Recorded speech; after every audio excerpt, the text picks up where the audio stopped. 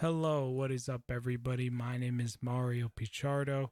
Today I have a double whammy for you. This is going to be two kind of articles that are telling a similar story. This one is back from 2015, so this one's a little earlier, but I actually found it while I was searching through this story.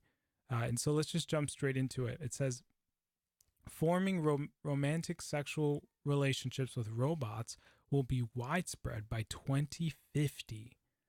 So, this is already bizarre. Coming from a Christian background, I look at this and I say, "Ooh, this is what this is one of the prophetic things the Bible talks about, where it says that the human flesh will merge with I think it says, I don't know if it says stone and clay or it says some kind of metal, but it it pushes the idea that there's going to be some connection between things that aren't meant to be connected. Um, in this kind of in a similar capacity to what you would think robots would be to a human. So if we go through it's weird. It talks about, because our article here kind of goes through how how people today look at media and kind of say, you know, people are having a lot more long distance relationships. People are having a lot of relationships where they don't necessarily see each other all the time. And because that's becoming more and more the norm today, we're starting to end up with situations where people aren't even getting an opportunity to really form bonds with one another. It's turning into a lot of, well, you know, I have my social media here. I spend a lot more time online playing games or watching entertainment than I do really kind of hanging out with other people, because it gives you such a dopamine rush regardless of what it is. If it's a game, if it's a game, you're working towards something. You have a mission, you have some kind of way to go through something. If it's and I find myself doing this a lot, if it's YouTube, if it's social media. YouTube is social media.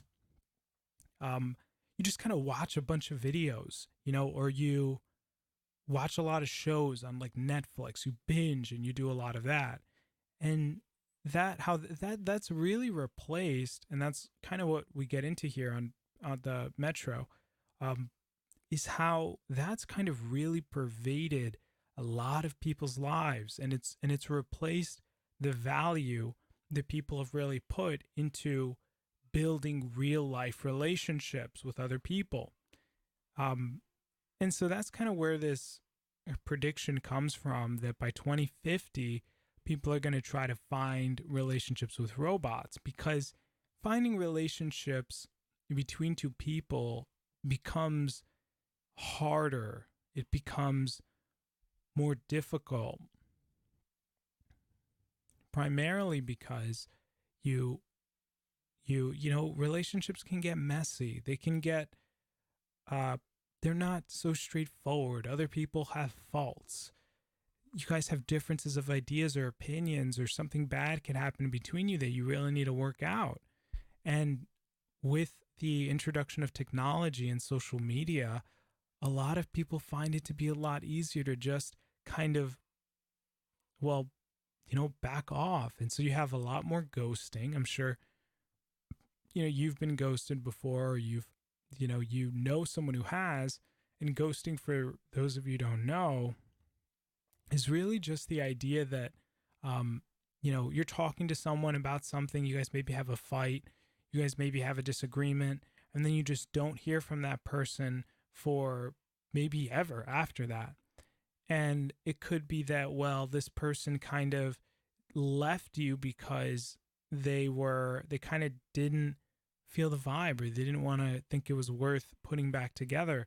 And it talks a lot about how, well, social media really encourages that, in that it becomes kind of your place to hang out or your place to be that doesn't require you to, maintain the relationship to make up if things went wrong. No.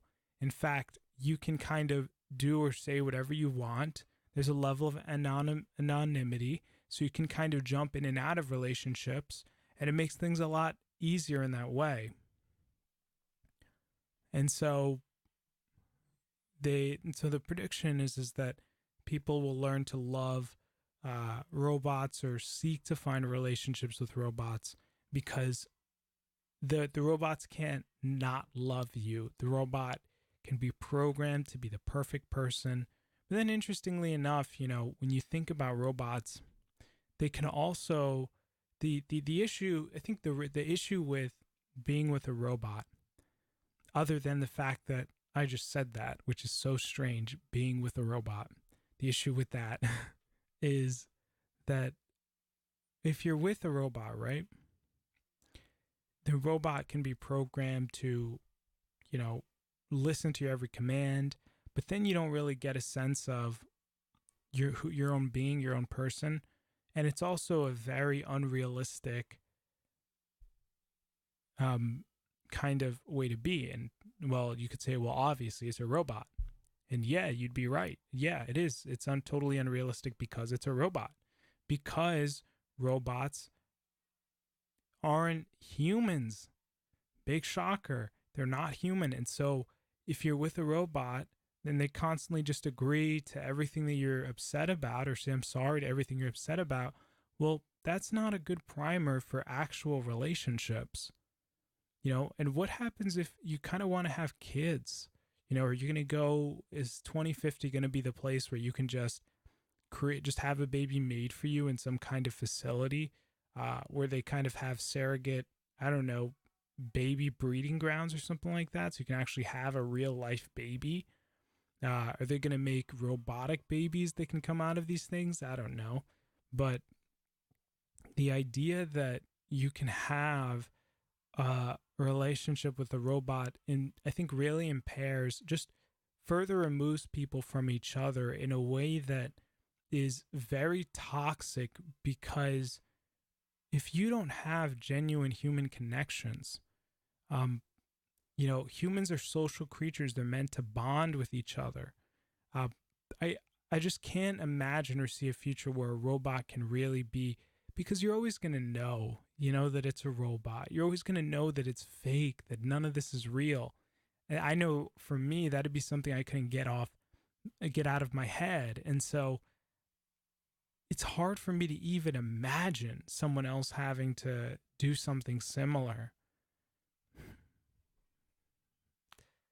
I don't know. I think it's crazy. It's such a weird thing. And then so we kind of get into the second article that I have here. This one's from Eureka Alert.